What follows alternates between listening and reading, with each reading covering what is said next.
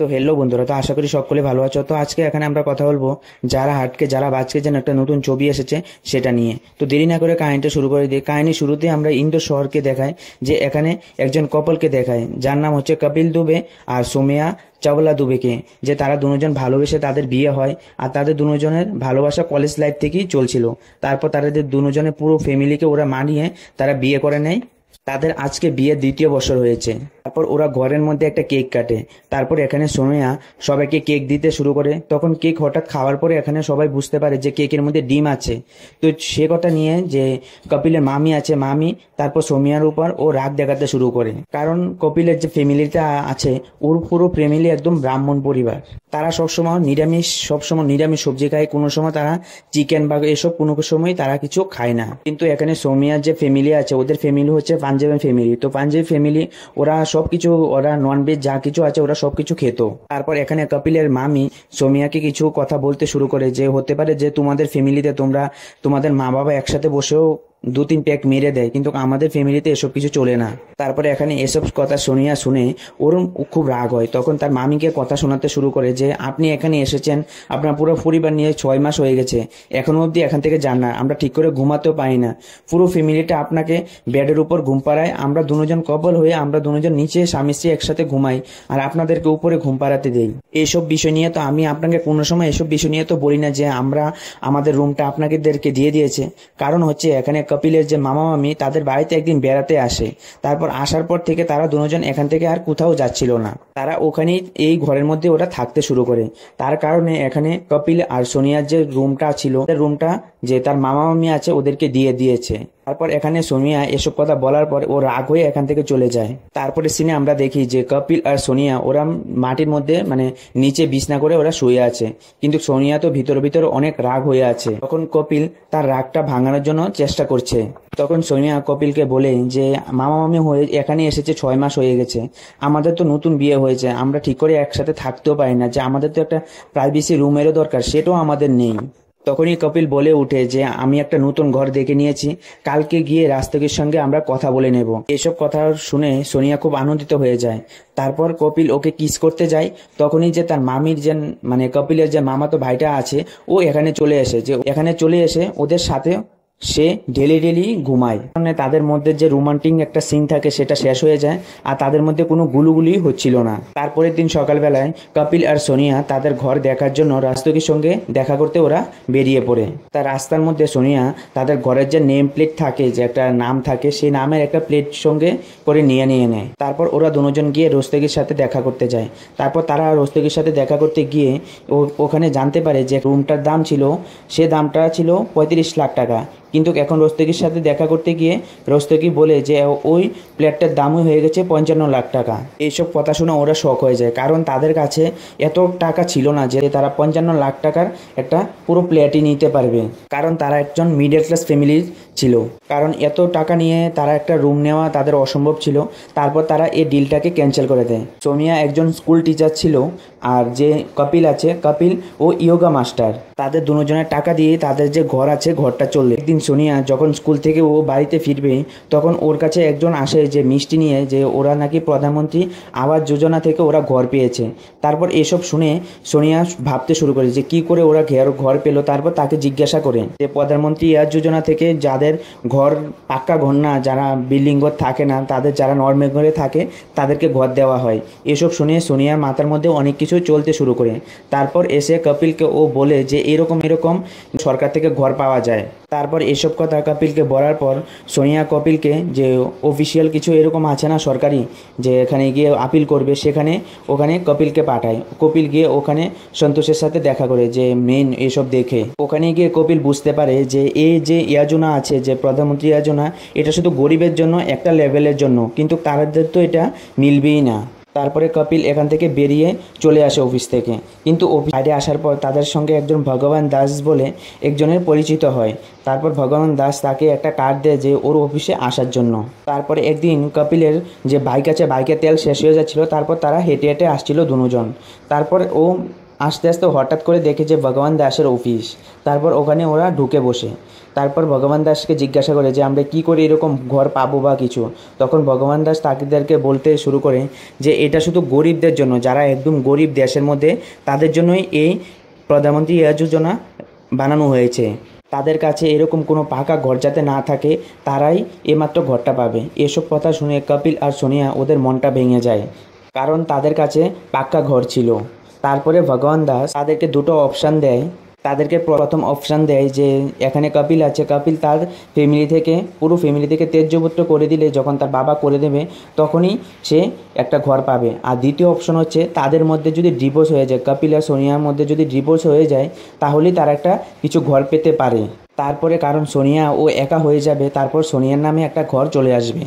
এই কথা শুনে সোনিয়া তালাকবালা যে অপশনটা ছিল সেটা খুব তার ভালো লাগে। তারপর সে ভেবে নেয় যে এটাই ও করবে। কিন্তু এসব বিষয়ে কপিল রেডি ছিল না যে এরকম ডিভোর্স বা এরকম কিছু করবে। তারপরের দিন তারা রেস্টুরেন্টে খেতে যায়।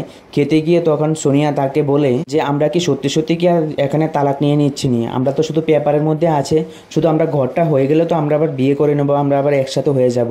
শুধু এখানে ঘরের জন্য না আমরা এত কিছু করছি। তারপরকে ও রাজি করাতে পারে। তারপরের দিন সোনিয়া আর কপিল তারা কোর্টের মধ্যে এসে যে ডিভোর্সের যে আর্জি আছে সেটা ওরা ডালে দেয়। এখানে কপিল যে তার একটা বন্ধু আছে মনোজ, তার হেল্প নেয়, সে ওকালতি করে। তারপরে এখানে অনেক কিছু কাণ্ডকীর্তি করে তাদেরকে যে ওরা তালাক নেবে, ডিভোর্স নেবে, সেরকম একটা পেপার রেডি হয়ে যায়। তারপরে তাদের ঘরের মধ্যে যে পেপারটা নিয়ে রাখে ওরা ঘরের মধ্যে, সেখানে তার মামাতো ভাইটা সেই পেপারটা নিয়ে দৌড়াদৌড়ি করতে শুরু করে।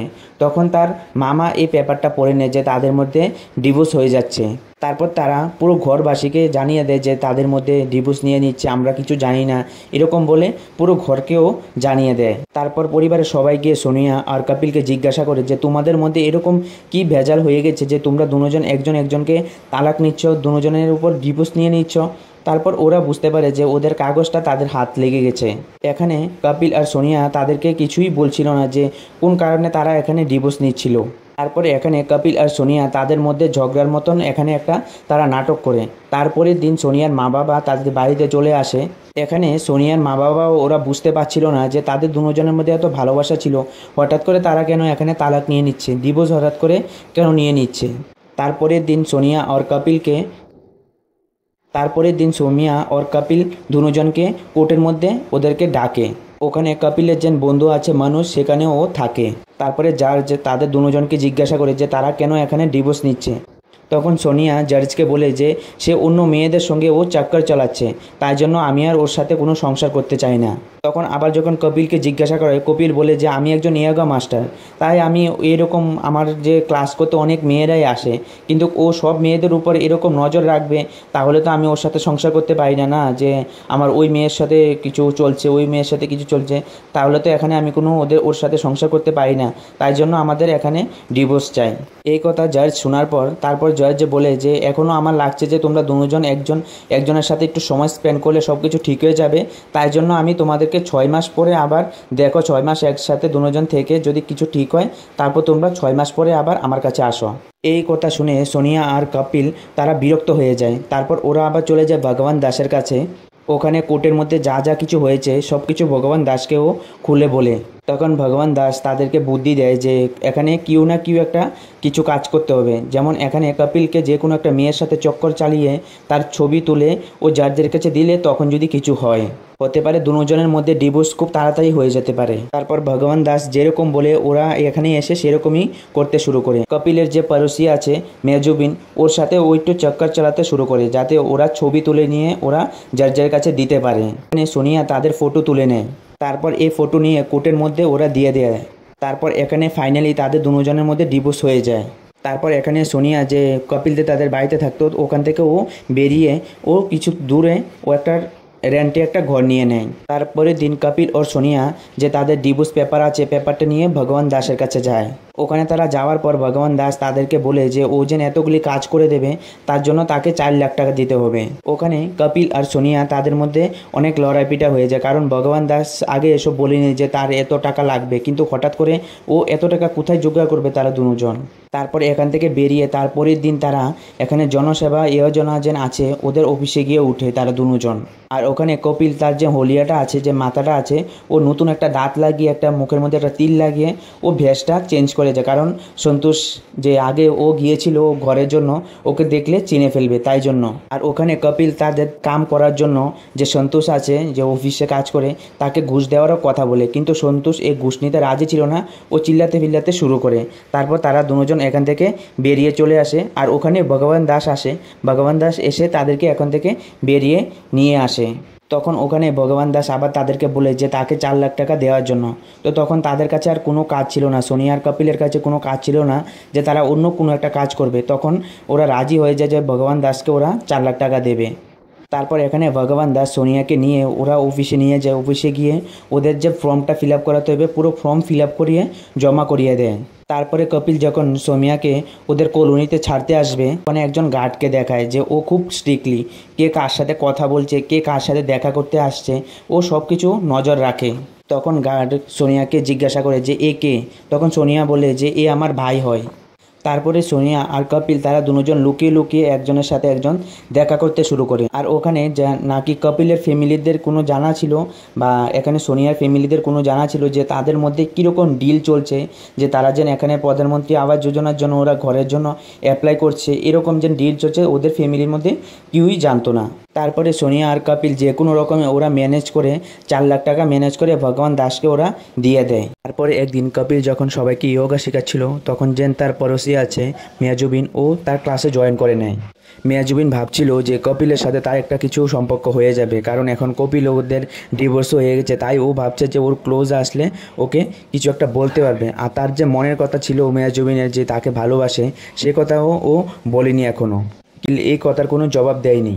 তারপরে একদিন কপিল সোনিয়ার সাথে দেখা করার জন্য ওর সোনিয়া যেখানে রুম ভাড়া নিয়ে থাকে সেখানে আসছিল। তখন যে গার্ড থাকে সে গার্ড তাকে ওখানে দাঁড় করিয়ে নেয়।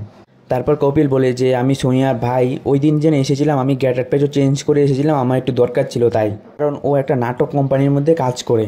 ওই দিন যেন ও এসেছিল, ওই দিন ও ড্যাশ কিছু চেঞ্জ করেনি, ও এভাবেই এসেছিল, কিন্তু আজকে কিছু সোনিয়ার সাথে ও দরকার আছে তাই ও দেখা করতে যাবে। তারপর ও সোনিয়ার সাথে যায়, ও সোনিয়ার রুমে গিয়ে তার সাথে কিছু রোমান্টিক কিছু হয় তাদের মধ্যে। তারপরের দিন সকালবেলা প্রধানমন্ত্রী যোজনা যে ও ঘর পাবে, তাই জন্য ওখান থেকে অফিসার এসেছে সোনিয়াকে দেখার জন্য। তার সেটা কপিলকে জিজ্ঞাসা করে যে তুমি কে। তখন কপিল বলে যে আমি এখানে কাজ করতে এসেছি, যে তারের গ্রিজটা আছে সেটা নষ্ট হয়ে গেছে, সেটার জন্য আমি এখানে এসেছি। আর সোনিয়া স্নান করছে, আমি ওকে দেখে দিচ্ছি, দাঁড়ান। তারপরে সোমিয়া আসে। তারপর সোমিয়া আসার পর সেই অফিসারটা সোমিয়াকে জিজ্ঞাসা করে যে আপনাদের যেন এখানে ডিভোর্স হয়েছে কতদিন হয়েছে। তারপর সোনিয়া বলে যে 40 দিনের উপর হবে। অফিসার বলে যে আপনি অনেক তাড়াতাড়ি এই যোজনার জন্য অ্যাপ্লাই করে দিয়েছেন। তার সাথে অফিসারটা তার মা বাবার কথাও জিজ্ঞাসা করে। তারপর অফিসারটা বলতে শুরু করে যে কেননা আজকাল অনেক ফ্রড হয়ে যাচ্ছে এরকম বিষয় নিয়েও, সবাই মিথ্যা কথা বলে এরা একজনকে ডিভোর্স নেয়, কিন্তু পরে দিকে দেখা যায় তারা দুজন একসঙ্গেই থাকে, সব কিছু একসঙ্গেই থাকে, কিন্তু এমনি কাগজ কলমে ওরা ডিভোর্স নিয়ে নেয়। তারপরে তারা যেন একটা ঘর পেয়ে যায়, তাই জন্য আমাদের এসে এসে সবার বাড়িতে চেক করতে হয় যে সেটা কি সত্যি না মিথ্যা, তাই জন্য আমাদের আসতে হয়। তখন সোনিয়া বলে যে আজকেই তার মামা পাপা সে গলিয়ার মধ্যে গেছে, তাড়াতাড়ি চলে আসবে। তারপর এখানে ওদের যে গার্ড আছে গার্ড চলে এসে বলে যে ওনার যে পাপা আছে পাপা কল করে বলেছে কি গিজার বন্ধ হয়ে গেছে, ওটা ঠিক করে দেওয়ার জন্য। তখন সোনিয়া বলে যে আমি আজকে ছান করে নিয়েছি, আজকে আর করতে হবে না। তখন গার্ড বলে আরে আমি তো এসেছি, আমি একবার ঠিকই করে যাব। ওকে অনেক রকম বাহানা দিতে শুরু করে গার্ডকে যেন ও বাথরুমে না যায়, কিন্তু ভিতরে তো কপিল বসে আছে চুপ করে, যাতে ওকে না দেখতে পায়। তখনই কপিল ও মুখের মধ্যে একটা কালার রঙিন ফেস ওয়াশ মেখে ও বাথরুম থেকে বেরিয়ে যায়। তখন বেরোনোর সময় বলে যে গিজারের যে তারটা আছে ভিতরে মেইন তারটা পুড়ে গেছে, তাই জন্য গিজারটাই পুরো চেঞ্জ করতে হবে, এসব বলে ও এখান থেকে কোনোরকমভাবে বেরিয়ে যায়। তারপর ও ঘরে গিয়ে দেখে মেয়াজবিন তার মাম্মা আর তার বাবা যেন আছে, তাদের দুজনকে নিয়ে ওর ঘরের মধ্যে আসে ওদের বিয়ের কথা বলার জন্য। তারপরে কপিলের মা বাবা বলে যে আমাদের কিছু সময় লাগবে, মেয়াজুবিনের মা বাবাকে বলে যে আমাদের কিছু সময় লাগবে, এসব বিষয়ে আমরা কিছু ভাবতে হবে, তারপর কি আমাদের বিয়ে শাদীর কথা আপনাদেরকে জানাবো। তখন এখানে কপিলের মা বলে ওঠে যে আমাদের মান সম্মানটা তো তুই কিছু বাঁচিয়ে রাখ, এরকমভাবে আমাদের মান সম্মানটা তুই শেষ করে দিস না। আমরা দেখি কপিল আর সোমিয়া ভগবান দাসের কাছে যায়। ভগবান দাসকে জিজ্ঞাসা করে যে আমাদের ঘরের এখন ডেট কবে আসবে, কি হবে সেটা জানার জন্য। তখন ভগবান দাস ওদেরকে বলে যে আজ 16 তারিখ আসবে, আর এটার মধ্যে তাদের নাম থাকবে অবশ্যই। তারপর এসব কথা শুনে কপিল আর সোনিয়া খুব খুশি হয়। তারপর এখানে সোনিয়া যেখানে রুম নিয়ে ভাড়া থাকে, সে রুমের ছাদের উপরে ওরা একটু পার্টি করে। তখনই তারা জানতে পারে যে রাস্তার মধ্যে যে গার্ডটা থাকে, সেই গার্ডটার পুরো ফ্যামিলি নিয়ে, তার বউ আর মেয়ে আছে, ফ্যামিলি নিয়ে ওরা ছাদের উপরেই থাকে। তারপরের দিন সোমিয়া আর যে তার বন্ধুটা আছে, বন্ধুটা মিলে ওরা যে জানোয়া ইয়ারজনা ছিল যেটার মধ্যে ঘর পাবে, তার সেই অফিসের মধ্যে যায়। তারপর অফিসে গিয়ে দেখে ওখানে গন্ডগোল শুরু হয়ে গেছে। তারপর ওরা ভিতরে যায়, ভিতরে গিয়ে ওরা জানতে পারে যে কোনো একটা কারণের জন্য যে লিস্টটা দেওয়ার কথা ছিল সেই লিস্টটা দেবে না। তারা ওখানে খুব চিন্তায় পড়ে যায়। তারপর এসব কথা তারা ঠিক করে জানার জন্য ওরা ভগবান দাসের যেখানে ভগবান দাস বসে রুম নিয়ে সেখানে চলে আসে। এসে দেখে ভগবান দাসকে পুলিশ অ্যারেস্ট করে নিয়ে যাচ্ছে। এসব দেখে ওদের মাথা থেকে একদম পুরো হাওয়া উঠছে, কারণ তারা এইসবের জন্য তাদের দুজনের মধ্যে ডিভোর্স করিয়ে নেয়। তারপর তারা কষ্ট করে এত টাকা জমিয়ে তাকে 4 লাখ টাকা দেয়। তারপর তারা ভাবতে থাকে যে কি হবে। তারপরে ওই দিন রাত্রেবেলা সোমিয়া কপিলকে ফোন করে বলে যে এভাবে আমরা কতদিন এভাবে দূরে দূরে থাকবো। তাই জন্য সোমিয়া কপিলকে বলে যে সত্যি আমরা বলে দেবো যে ঘরের মধ্যে যে আমরা কেন এভাবে ডিভোর্স নিয়েছি। তখন কপিল বলে ওঠে যে আজকে আবার ঘরের যে মানুষ আছে তাদের কথা তোমার মনে পড়ছে। প্রথম তো তাদেরই প্রবলেম ছিল না, তাই জন্য তো আমরা এত কিছু করেছি আমাদের জন্য, যে ডিভোর্স নিয়েছি, কারণ ঘরের মানুষ বেঁচে আছে, তাই জন্য আমাদের প্রবলেম হচ্ছে, তাই জন্য তো আমাদের এইসব কথা বলে কপিল ফোনটা রেখে দেয়। তারপরে সকালবেলা ওখানে মেয়াজুবিন আসে, আর কপিল ওখানে দাঁড়িয়ে চা করছিল। কপিল মেয়াজুবিনকে বলছিল যে আমাদের এইসব করা কিন্তু ঠিক ছিল না, ওই দিন যে হয়েছে সেটি সত্যি কিন্তু অনেক খারাপ হয়েছে। তারপর এসব কথা তাদের মধ্যে চলছিল, তখনই সোমিয়া এসে ওদেরকে দেখে নেয়। ওখানে সোমিয়া মনে করছিল যে তাদের মেয়াজুবিন আর কপিলের মধ্যে কিছু একটা চলছে।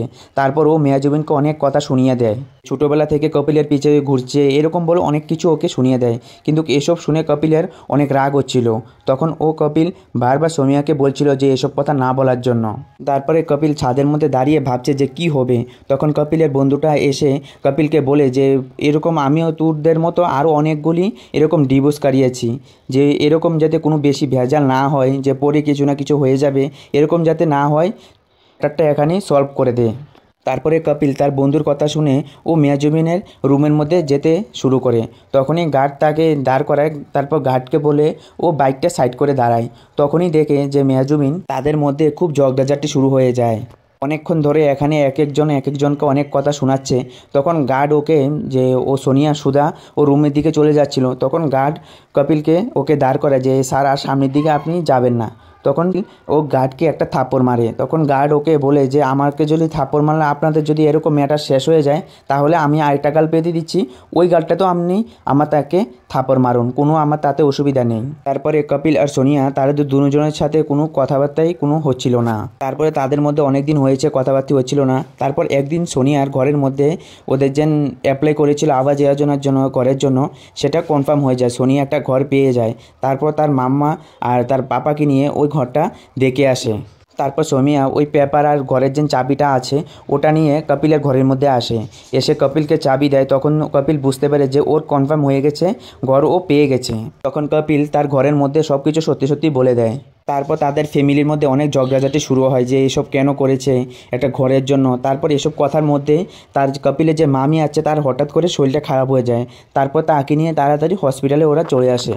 তারপরে হসপিটাল আসার পর আমরা জানতে পারি যে কপিলের মামির লিভার 70% কমে গেছে, ক্ষয় হয়ে গেছে। তারপরে ডাক্তার বলে যে এখনই যদি ওনার লিভারটা ট্রান্সফার না হয় তাহলে ওনার জীবনও যেতে পারে। তারপরে আমরা এটাও জানতে পারি যে কপিলের যে মামির যে এরকম অসুখ আছে, অসুখের কারণেই যে কপিল মামাদের যে ঘর ছিল সে ঘরটাও বিক্রি করে দিয়েছিল, তাই ওরা এসে ওদের বাড়িতে থাকতো।